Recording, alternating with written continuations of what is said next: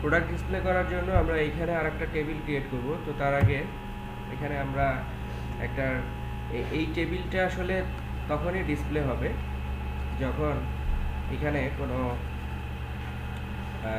মানে টেবিলের জন্য যে লিস্টটা তৈরি করা হচ্ছে সেই টেবিলের লিস্টটা যদি এমটি না হয় বা প্রোডাক্টের যে লিস্টটা আছে সেই লিস্টটা যদি এমটি না হয় তাহলেই কেবলমাত্র আমরা টেবিলটা ডিসপ্লে করব। তো সেই জন্য এখানে প্রথমে আমরা একটা কন্ডিশন অ্যাড করব। আমাদের কন্ট্রোলারের মধ্যে আমরা এখানে যে প্রোডাক্ট লিস্ট নামক যে লিস্টটা তৈরি করেছিলাম, যেটা ডেটাবেস থেকে কুইরি করে টেবিলের লিস্টটা ডিসপ্লে করছে, আমরা এখন চেক করব যে এই লিস্টটা যদি এমটি না হয় তাহলে আমরা এখানে এটাকে ডিসপ্লে করব। সেই কারণে আমরা এখানে একটা কন্ডিশন চেক করছি, test.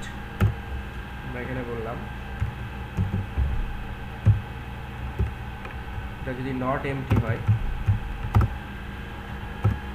Not MT product list, তাহলে আমরা এই টেবিলটা ডিসপ্লে করব। এখন আমরা এখানে একটা টেবিল ট্যাগ অ্যাড করছি।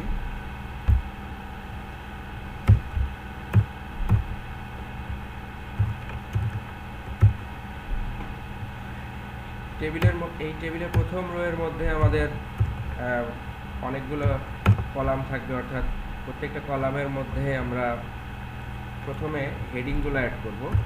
আমাদের টেবিলের প্রোডাক্টের নাম, তারপরে হচ্ছে প্রোডাক্টের ডেসক্রিপশন, তারপরে প্রাইস, তারপরে হচ্ছে কোয়ান্টিটি, এবং এইখানে আরেকটা কলাম থাকবে যে আমরা এই কলামের মধ্যে অ্যাড বা এডিট, মানে এডিট অথবা ডিলিট করার জন্য অ্যাকশন। তো এখানে আমরা লিখলাম যে হচ্ছে প্রোডাক্ট নেম, বা আমরা এখানে ওই লেবেলের মেসেজগুলোকেও ব্যবহার করতে পারতাম। ডেসক্রিপশন, প্রাইস, কোয়ান্টিটি, এবং নেক্সট এখানে আমরা অ্যাকশন। এরপরে আমরা আরেকটা টিয়ার তৈরি করব, কিন্তু এই টিয়ারটা আমরা হচ্ছে জেনারেট করব হচ্ছে একটা লুপের ওপরে বেস করে। তো সেই কারণে এইখানে প্রথমে আমরা ফর ইচ একটা লুপ চালাবো। এর মধ্যে আমরা আইটেমসের মধ্যে দিয়ে দিব হচ্ছে এখানে যে প্রোডাক্ট লিস্ট, অর্থাৎ যেখানে আমরা কন্ট্রোলার থেকে যে প্রোডাক্ট লিস্টটা পাঠাচ্ছি এই লুপের উপরে বেস করে এটাকে একটা ভেরিয়েবলের মধ্যে রাখতে হয়। আমরা নাম দিলাম হচ্ছে প্রোডাক্টের জন্য পি। তারপরে এই লুপের মধ্যে আমরা আসলে মূলত একটা টিআর এবং টিডি ক্রিয়েট করব।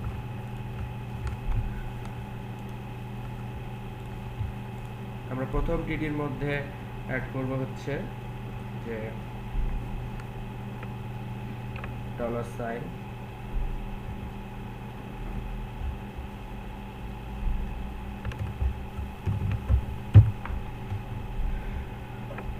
প্রথমে আমাদের ছিল হচ্ছে প্রোডাক্টের নেম। তো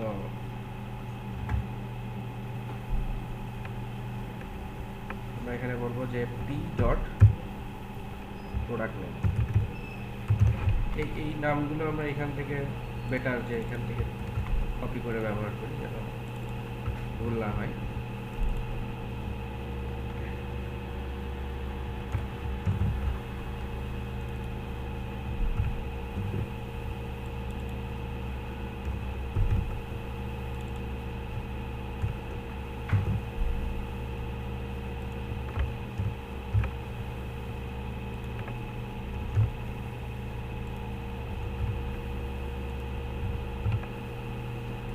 আমাদের প্রোডাক্ট নেম আছে, তারপরে ডেসক্রিপশন।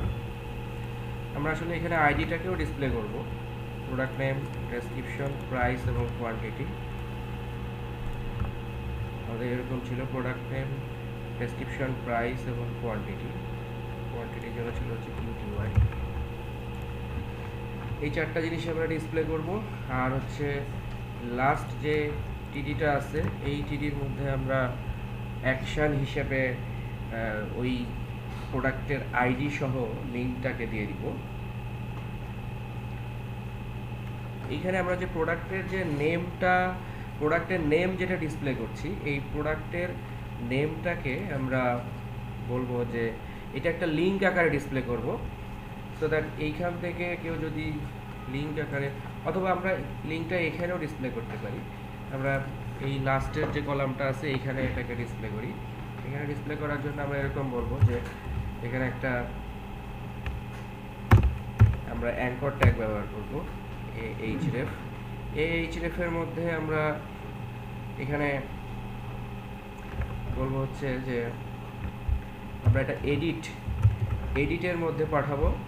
এডিটের মধ্যে আমরা হচ্ছে এডিট করার সময় এখানে যে ভ্যালুটা নিয়ে যাবে সেই ভ্যালুটা হচ্ছে এই প্রোডাক্টের আইডি, অর্থাৎ p.id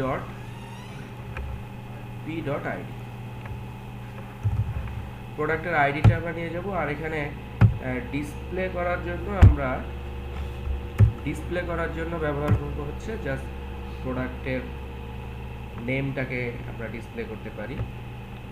সুতরাং আমরা এখানে, অথবা আমরা এখানে সিম্পলি এডিট বলতে পারি, এডিট।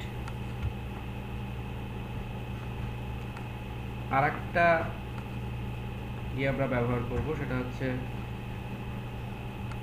আরেকটা অ্যাকশন থাকবে, সেটা হচ্ছে ডিলিটের জন্য এখানে একটা অ্যাকশন থাকবে।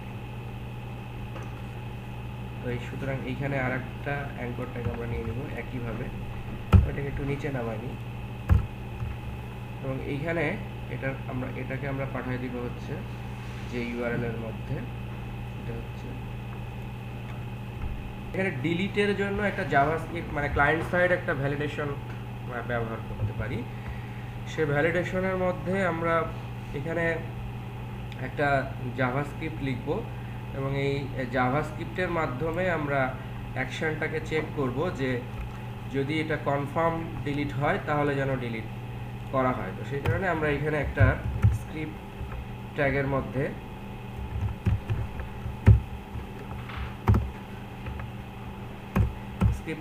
আমরা এখানে একটা জাভাস্ক্রিপ্টের লোকাল ফাংশন লিখব।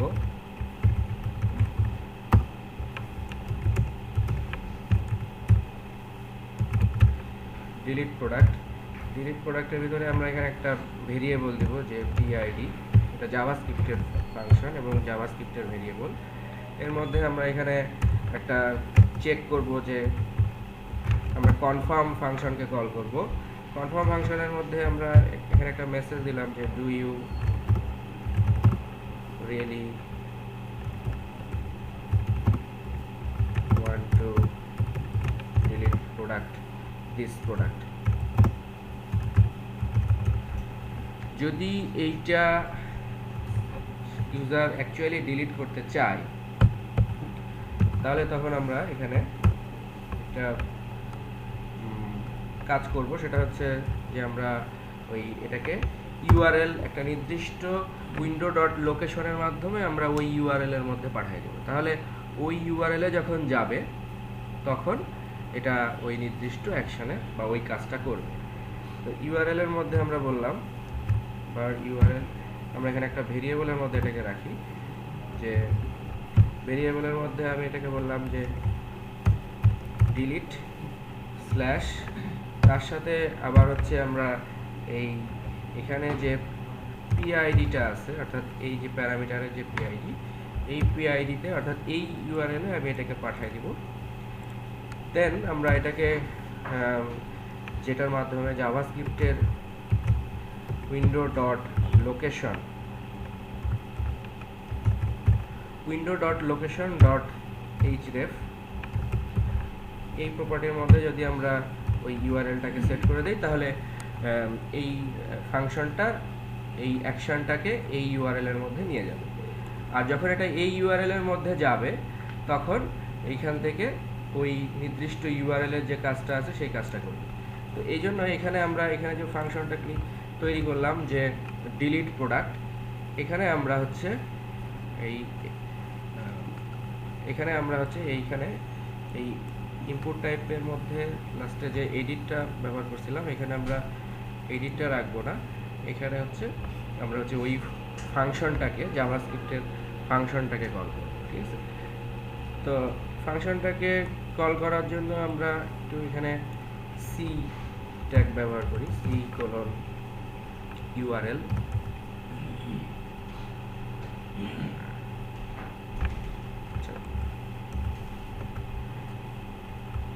লিঙ্কের মধ্যেই রাখি c:\url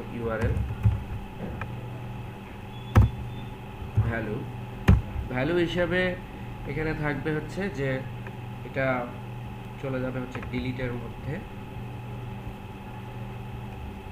ভ্যালু হিসেবে আমরা এখানে লিখে রাখলাম ডিলিট। তারপরে এইখানে আমরা বলবো হচ্ছে অন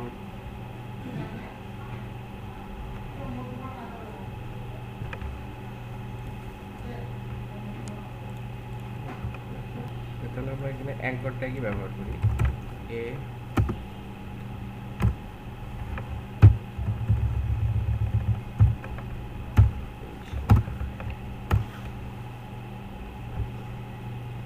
আমরা এটা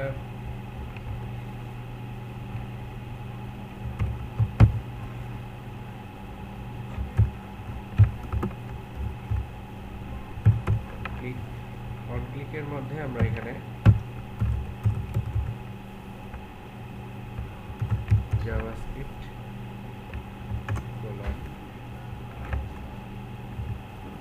ডিলিট প্রোডাক্ট, জাভাস্ক্রিপ্ট ডিলিট প্রোডাক্টের মধ্যে আমরা এইখানে এখন ওই ভ্যালুটাকে দিয়ে দিব। ভ্যালুটা হচ্ছে p.id। এরপরে আমরা এখানে বললাম হচ্ছে ডিলিট, তারপরে আমরা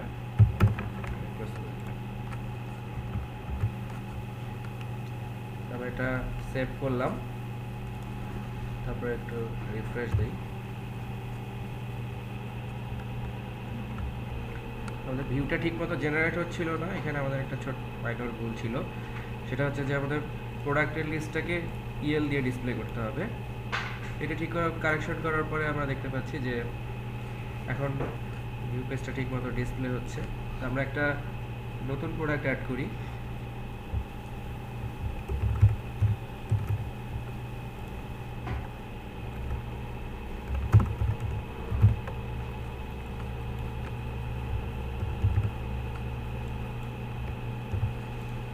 একটা নতুন প্রোডাক্ট অ্যাড করলাম এবং নতুন প্রোডাক্ট অ্যাড করার পরে এটা আবার ডিসপ্লে হচ্ছে।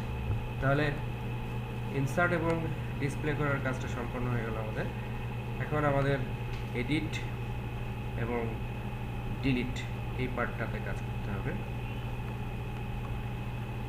এডিটের জন্য আমার প্রোডাক্ট কন্ট্রোলারের মধ্যে প্রথমত একটা মেথড লিখব। মেথডটা হচ্ছে এরকম,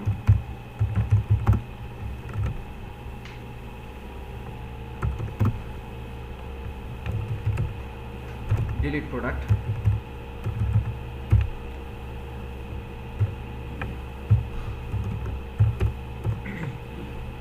এবং ফাইনালি এটা আমরা রিটার্ন করব হচ্ছে ইনডেক্স পেজকে। প্রোডাক্ট ডিলিট করার পরে এটা আবার ইনডেক্স পেজে রিটার্ন হবে। আর এখানে আমরা একটা পাথ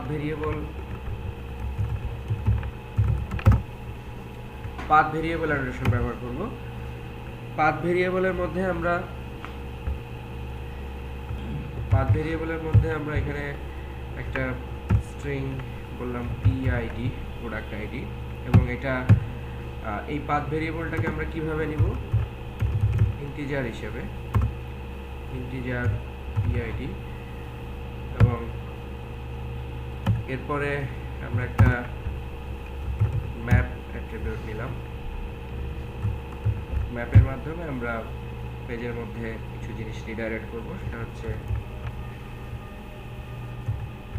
আগের মতোই স্ট্রিং এবং অবজেক্ট টাইপের।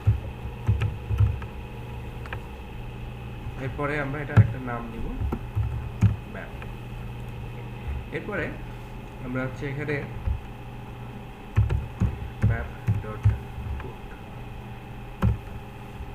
map.put এর মধ্যে আমরা এখানে আগের মতোই এখানে প্রোডাক্টের আইডি পাঠাবো।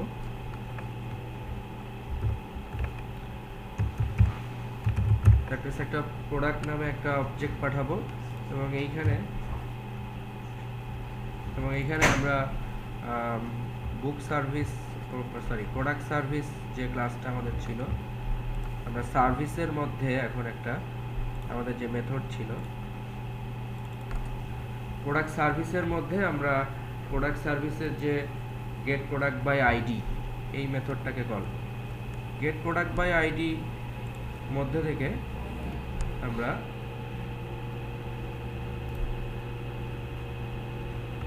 এখানে আমাদের প্রোডাক্ট ডাওয়ের যে অবজেক্টটা আছে সেটা আমরা হচ্ছে রিটার্ন করব প্রোডাক্ট ডাও।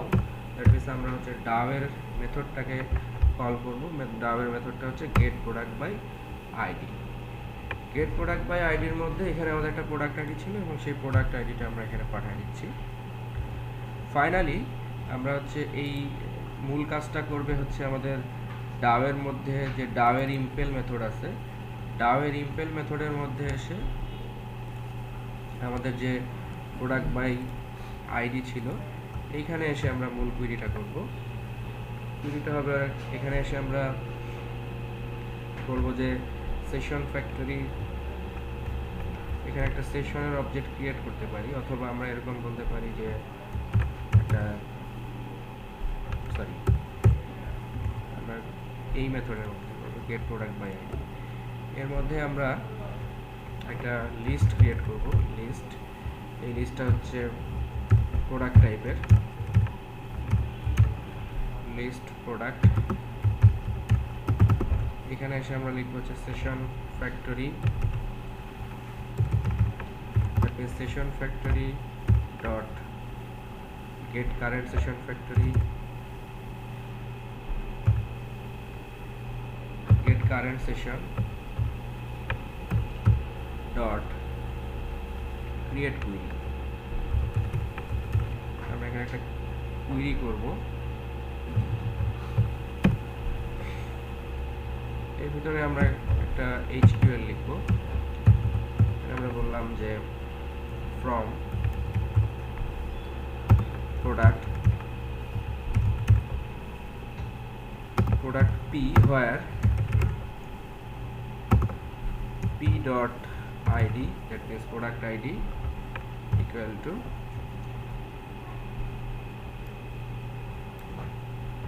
একটা বললাম হচ্ছে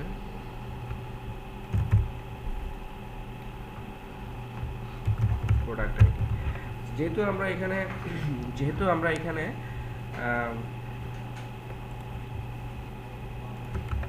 প্রিপেয়ার স্টেটমেন্ট ব্যবহার করব, সেই কারণে আমরা এখানে সেশনের অবজেক্টটাকে আলাদাভাবে নিয়ে নিচ্ছি। সেশন এরকম বললাম, এই সেশনটা হচ্ছে হাইবারনেটের সেশন। এরপরে আমরা এইখানে সেশন ব্যবহার করলাম। যেহেতু এই পুরো জিনিসটাকে আমাদের লিস্ট আকারে পাঠাতে হবে, সুতরাং এটাকে আমরা বললাম লিস্ট। আর যেহেতু এখানে আমাদের প্যারামিটার সেট করতে হবে, তো আমরা এখানে বলতে পারি যে সেট প্যারামিটারের মধ্যে আমরা এখানে প্যারামিটারের যে নামটা এখানে ব্যবহার করেছি, that means product ID. Product আইডির ভিতরে আমরা এই ইন্টিজার যে প্রোডাক্ট আইডিটা আছে এই প্রোডাক্ট আইডিটা পাঠিয়ে দিচ্ছি। তাহলে from product P where P dot ID, এখানে আমরা একটা প্রিপেয়ার স্টেটমেন্ট ব্যবহার করলাম। এটার সাথে আমরা হচ্ছে ডট সেট প্যারামিটার হিসেবে প্যারামিটার সেট করলাম, এবং এটা যেহেতু একটা লিস্ট সুতরাং এটাকে আমরা লিস্টে কনভার্ট করলাম। ফাইনালি এখানে আমরা ওই লিস্টটাকে রিটার্ন করে দেব যে লিস্ট ডট, আমরা এখানে একটা কন্ডিশন চেক করব যে লিস্ট ডট সাইজ যদি গ্রেটার দ্যান 0 হয় তাহলে আমরা এখানে এটাকে পাঠিয়ে দিব হচ্ছে, দ্যাট মিনস যদি সাইজ গ্রেটার দ্যান 0 হয় তাহলে এটাকে আমরা প্রোডাক্টে কাস্ট করে আমরা বলবো যে লিস্ট ডট গেট। আমরা যেহেতু একটাই পাঠাবো সুতরাং আমরা বললাম যে লিস্ট ডট গেট 0, আর যদি না হয় তাহলে আমরা নাল পাঠাচ্ছি। তো সেখানে একটা টার্নারি অপারেটর ব্যবহার করলাম যে এই লিস্টের কারেন্ট সাইজ যদি গ্রেটার দ্যান 0 হয় তাহলে এটা লিস্ট ডট গেট জিরোকে পাঠিয়ে দিবে, অন্যথায় এটা নাল পাঠিয়ে দিবে। তাহলে এটার মাধ্যমে আমরা গেট বাই আইডি তৈরি করলাম।